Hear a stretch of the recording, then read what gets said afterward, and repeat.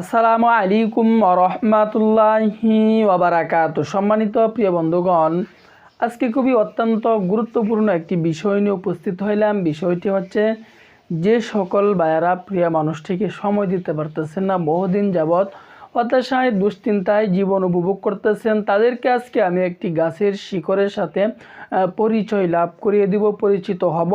এই গাছের শিকড় যদি আপনি কোমরে, আমি যে নিয়মে আপনাকে বলে দিব, এই নিয়মে যদি আপনি কোমরে ধারণ করতে পারেন, তাহলে ইনশাআল্লাহ যে সকল ভাইয়েরা হতাশায় জীবন কাটাইতেছেন, দুশ্চিন্তায় জীবন কাটাইতেছেন, বয়স বেশি হয়ে যাওয়ার কারণেও দুশ্চিন্তায় পেরেশানি জীবন উপভোগ করতেছেন, অথবা যুবক মানুষ বিভিন্ন লাইনে গিয়ে নিজের জীবন যৌবনকে একদম বরবাদ করে ফেলছেন, ওই সকল ভাইদের জন্য আজকের বিষয়টি, আজকের রেসিপিটি, আজকের এই গাছের শিকড়টি হবে খুবই অত্যন্ত পাওয়ারফুল, জীবন পরিবর্তন হয়ে যাওয়ার।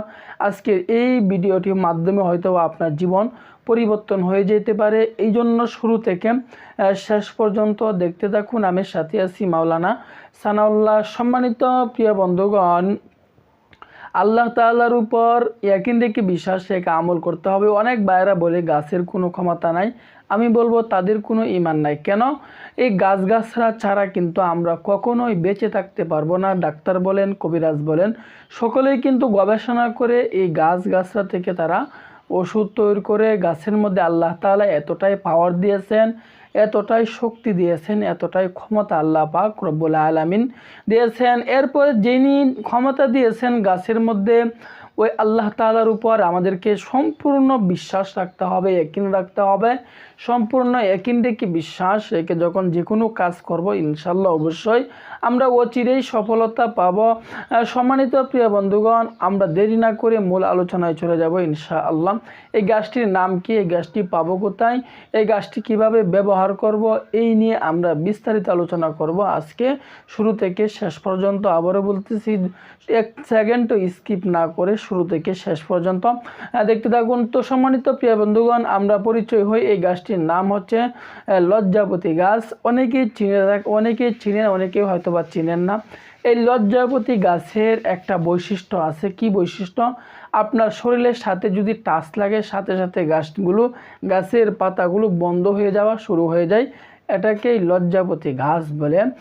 দেখবেন স্টেশনে অথবা ফুটপাতের মধ্যে অনেক মানুষ আপনাদেরকে এই লজ্জাপতি গাছের শিকড় দিয়ে তাকে আপনাদেরকে বোয়া, কিন্তু আসলটা দেয় কিনা, এই জন্য আপনি আজকে নিজে পরীক্ষা করবেন। আপনি নিজে চিনে এটা আপনি নিজে ব্যবহার করবেন, কারো কাছ থেকে আপনাকে নিতে হবে না। এই সবুজ লজ্জাপতি গাছ, আমি বললাম লজ্জাপতি গাছ কিন্তু আপনার দুই ধরনের হয়ে থাকে। একটা হচ্ছে সবুজ কালার, যেটার মধ্যে আপনার সাদা ফুল হয়, আরেকটা হচ্ছে খয়েরি কালার হয়ে থাকে। এই দুই ধরনের লজ্জাপতি গাছ হয়ে থাকে। আমি আবারও বলতেছি, গাছটা আপনার দুই ধরনের হয়। একটা হচ্ছে সবুজ, এটার ফুল হবে সাদা, আরেকটা হচ্ছে আপনার খয়েরি কালারের হয়। এই দুই ধরনের লজ্জাপতি গাছ হয়। এগুলো আপনারা পাবেন কোথায়? অনেক সময় দেখবেন রাস্তার আশেপাশে অথবা বন জঙ্গলে সবচাইতে বেশি পাওয়া যায় এই লজ্জাপতি গাছ। তো আমরা কোন গাছটি নিব? সবুজ লজ্জাপতি গাছটি নিব নাকি খয়েরি কালারের লজ্জাপতি গাছটি নিব?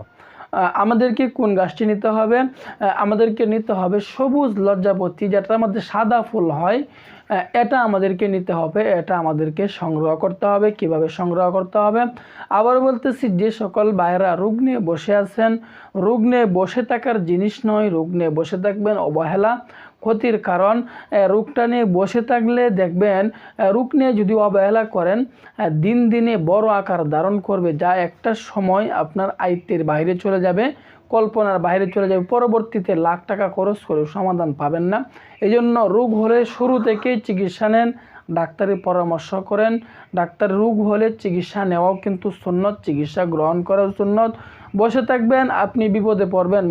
বিপদ আপনি ডেকে আনতেছেন, নিজের বিপদ নিজে আপনি ডেকে আনতেছেন। এই জন্য বিপদ যেন পড়তে না হয়, এই জন্য ডাক্তারের শরণাপন্ন হবেন যে কোনো সমস্যা হলে। তো এটা আমরা কিভাবে ব্যবহার করব?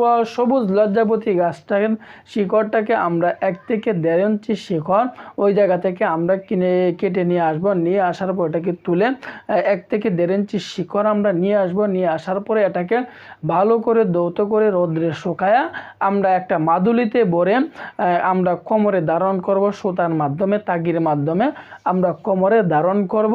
এইভাবে যদি আমি এই গাছের শিকড় এই নিয়মে কোমরে ধারণ করতে পারি, তাহলে ইনশাআল্লাহ দেখবেন আপনার উপকার হচ্ছে এবং আপনি অন্য মানুষকেও এটি সেবন করে, এটি ব্যবহার করার জন্য উৎসাহিত করবেন। দেরি না করেন, আজকে থেকে এটাই করা শুরু করে দেন। দেরি করবেন তো মিস করবেন। নিজেকে উপভোগ করেন, পরিবারকে উপভোগ করেন। তো আল্লাহ তাআলা আমাদের সকলকে বুঝার তৌফিক দান করুন। আমিন।